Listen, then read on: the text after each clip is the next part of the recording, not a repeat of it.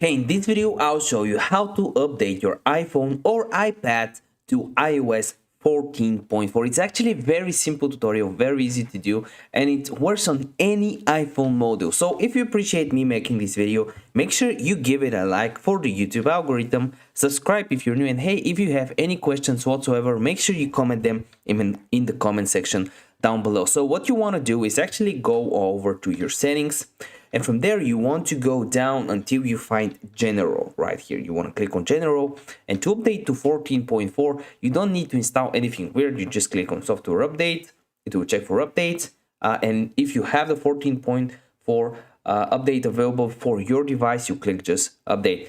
Me personally, I have automatic updates on, so when I click here it says automatically download iOS updates and install iOS updates, so I'm always up to date. Make sure you're up to date as well. If this video helped you out, you already know what to do. Give me a like, and want to see you in the next one.